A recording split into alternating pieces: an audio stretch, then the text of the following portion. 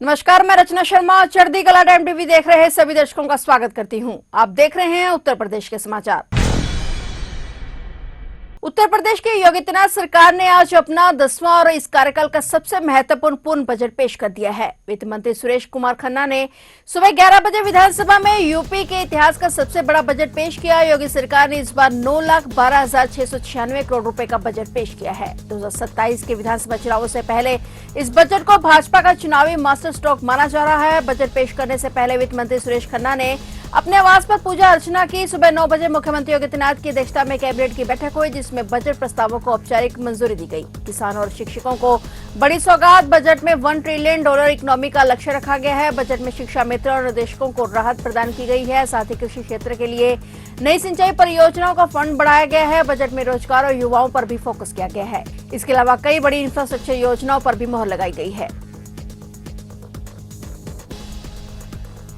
उत्तर प्रदेश के मुख्यमंत्री योगी आदित्यनाथ ने बाराबंकी की धरती से विरोधियों और तुष्टीकरण की राजनीति करने वालों को कड़ा संदेश दिया है। मुख्यमंत्री ने कहा कि जो लोग क्यामत के इंतजार में बैठे हैं उसे समझ लेना चाहिए कि ना तो क्यामत आने वाली है और ना ही बाबरी ढांचे का पुनर्निर्माण कभी संभव होगा। मुख्यमंत्री ने दो टूक शब्दों में कहा कि भारत में रहना है तो कायदे से रहना सीखना होगा। उन्होंने चेतावनी भरे लहजे से कहा कि जो लोग कानून और व्यवस्था को चुनौती देंगे उनके खिलाफ सख्त कार्रवाई तय है। सीएम योगी आदित्यनाथ तय कार्यक्रम से करीब 40 मिनट पहले दुल्हदेवपुर गांव स्थित राम जानकी मंदिर कुटी पहुंचे। उन्होंने विधिवत दर्शन पूजन किया और संतों के साथ संवाद किया। सीएम योगी आदित्यनाथ ने कहा कि कुछ लोग आज भी क़यामत की रात का सपना देख रहे हैं, लेकिन सच्चाई ये है कि वह रात कभी आने वाली नहीं है। उन्होंने दोहराया कि बाबरी ढांचे का पुनर्निर्माण अब असंभव है। जो लोग इस भ्रम में जी रहे हैं वे इसी तरह सड़गल जाएंगे। मुख्यमंत्री ने अपने दौरे के दौरान जिले के विकास को लेकर कई बड़ी घोषणाएं की हैं। उन्होंने लोकेश्वर महादेव कॉरिडोर, काशी विश्वनाथ की तर्ज पर भव्य कॉरिडोर का निर्माण को मंजूरी दी है।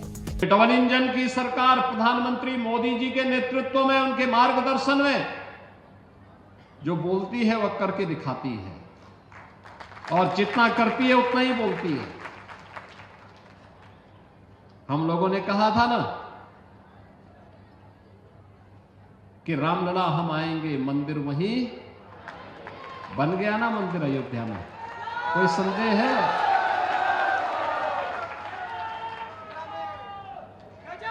कोई संदेह है?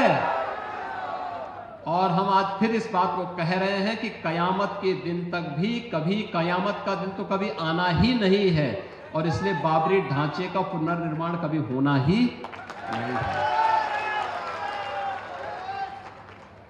जो कयामत के दिन आने का सपना देख रहे हैं ऐसे ही सड़गल जाएंगे, कभी वह दिन आने वाला नहीं है।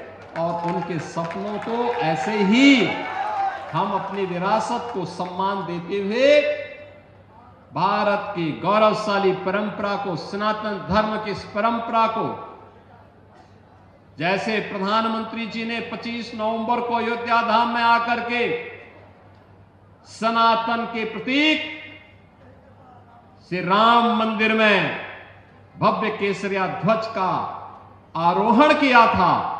ये केसरिया ध्वज हमेशा ही भारत के इस गौरव को, सनातन के इस गौरव को आगे बढ़ाने का कार्य इसी मजबूती के साथ करेगा।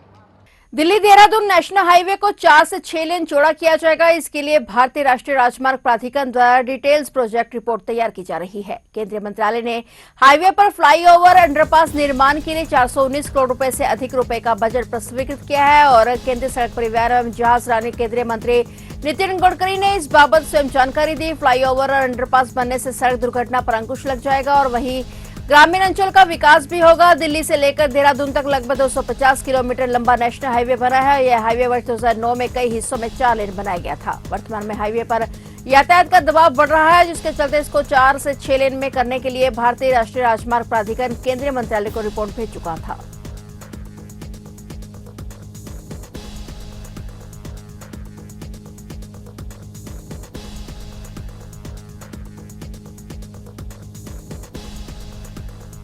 थाईलैंड की राजकुमारी नरीरत्ना ने आज ताजमहल का दीदार किया। ताजमहल देखते ही खुद को रोक नहीं पाई और कैमरे में ताज को कैद कर लिया। इसके बाद डायना सीट पर बैठकर फोटो भी खिंचवाई गई। उनके साथ उनका प्रतिनिधिमंडल भी मौजूद रहा। ताजमहल में राजकुमारी करीब 1 घंटे रही। इसके बाद 9:30 बजे वो आगरा कोर्ट पहुंची और वहां पे कुछ देर के लिए टूरिस्टों को रोक दिया गया। थाईलैंड की राजकुमारी मंगलवार शाम को ही आगरा पहुंच चुकी थी। उन्होंने होटल आईटीसी मुगल में नाइट स्टे किया और होटल अमर विलास में डिनर किया था। थाईलैंड की राजकुमारी 5 दिवसीय भारत दौरे पर है। वे मंगलवार शाम लगभग 4 बजे जोधपुर से आगरा पूरे प्रोटोकॉल के साथ पहुंची। खेरिया हवाई अड्डे पर उतरने के बाद उनका काफिला सीधे फतेहाबाद रोड स्थित आईटीसी मुगल होटल पहुंचा था।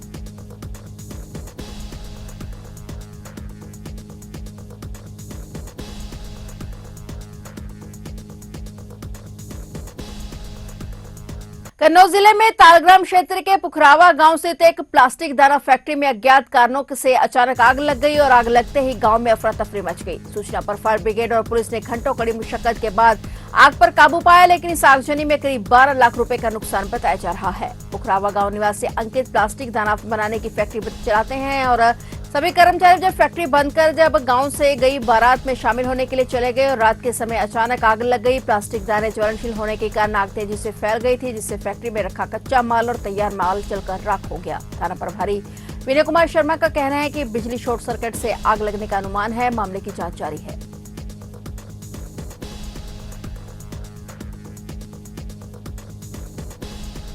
उत्तर प्रदेश के मेरठ में पुलिस के 2 दरोगाओं पर एक कारोबारी से 21 लाख रुपए की रंगदारी वसूलने की पुष्टि होने पर दोनों के खिलाफ मुकदमा दर्ज कर उन्हें निलंबित कर दिया गया है। कार्रवाई के बाद दोनों आरोपी दरोगा फरार हो गए हैं और उनकी तलाश जारी है। पुलिस के अनुसार लोहिया नगर थाने और उसके अंतर्गत आने वाले बिजली तंबम्बा चौकी से संबंधित यह मामला सामने आया है। आरोप है कि यहां तैनात 2 दरोगाओं लोकेंद्र साहू और मुकेश कुमार ने टीपी नगर की लिसाड़ी गेट क्षेत्र के एक सूद कारोबारी का हवाला लेन देन के झूठे आरोप में फंसाने और एनकाउंटर की धमकी देकर करीब 21 लाख रुपए वसूल लिए और कारोबारी को लगभग 1.5 दिन तक चौकी पर रोके रखने और परिजनों से मिलने नहीं देने की बात भी सामने आई है। पीड़ित कारोबारी ने वरिष्ठ पुलिस अधीक्षक से शिकायत की थी, जिसके बाद मामले की जांच पुलिस अधीक्षक नगर को सौंपी गई। जांच में यह स्पष्ट हुआ कि कारोबारी से जबरन रकम वसूली गई थी, जबकि हवाला लेन देन का आरोप निराधार पाया गया है। जांच रिपोर्ट मिलने के बाद वरिष्ठ पुलिस अधीक्षक के निर्देश पर दोनों दरोगाओं के खिलाफ रंगदारी और भ्रष्टाचार से जुड़ी धाराओं में मुकदमा दर्ज किया गया है। पुलिस अधिकारियों का कहना है कि मामले में किसी भी स्तर पर लापरवाही या मिलीभगत पाए जाने पर सख्त कार्रवाई की जाएगी। देखिए, थाना लोहिया नगर का एक प्रकरण मेरे संज्ञान में आया था।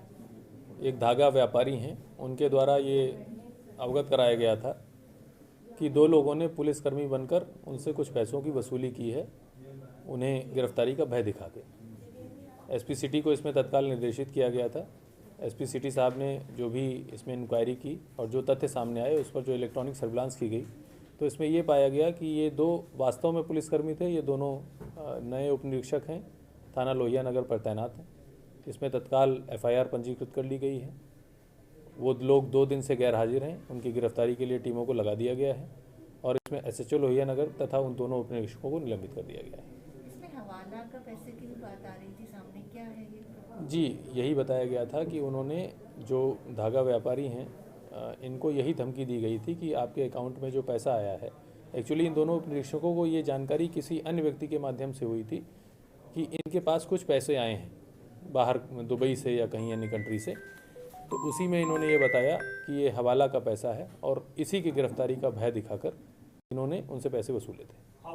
इलाहाबाद हाईकोर्ट ने संभल के एडिशनल एसपी अनुज चौधरी और तत्कालीन इंस्पेक्टर अनुज तोमर सहित 20 पुलिसकर्मियों को बड़ी राहत दी है। हाईकोर्ट ने संभल की निचली अदालत के उस आदेश पर अंतरिम रोक लगा दी है जिसमें इन पुलिस अधिकारियों के खिलाफ मुकदमा दर्ज करने का निर्देश दिया गया था। संभल की सीजेएम कोर्ट ने 9 फरवरी को एक मामले की सुनवाई करते हुए धारा 156(3) के तहत एएसपी अनुज चौधरी और 20 अन्य पुलिसकर्मियों के खिलाफ FIR दर्ज करने का आदेश दिया था और यह आदेश यामीन नाम के एक व्यक्ति की शिकायत पर दिया गया था। पुलिस महकमे में इस आदेश के बाद हड़कंप मच गया था और निचली अदालत के इस फैसले के खिलाफ एएसपी अनुज चौधरी और उत्तर प्रदेश सरकार ने इलाहाबाद हाईकोर्ट में याचिका दाखिल की थी। जस्टिस समित गोपाल की सिंगल बेंच ने इस मामले की सुनवाई की। हाईकोर्ट ने दलीलों को सुनने के बाद निचली अदालत के आदेश पर फिलहाल रोक लगा दी है। इसका मतलब है कि अब पुलिस अधिकारियों के खिलाफ तुरंत कोई कानूनी कार्रवाई या गिरफ्तारी नहीं होगी। कोर्ट ने शिकायतकर्ता यामीन को नोटिस जारी कर इस मामले में अपना पक्ष रखने का और जवाब दाखिल करने का निर्देश दिया है। अब इस मामले की विस्तृत सुनवाई 5 हफ्ते बाद होगी। तो आप देख रहे थे उत्तर प्रदेश के समाचार और नए समाचारों के साथ फिर से हाजिर होंगे। तब तक के लिए देखते रहिए चढ़ती कला टाइम टीवी और अब मुझे दीजिए इजाजत। धन्यवाद।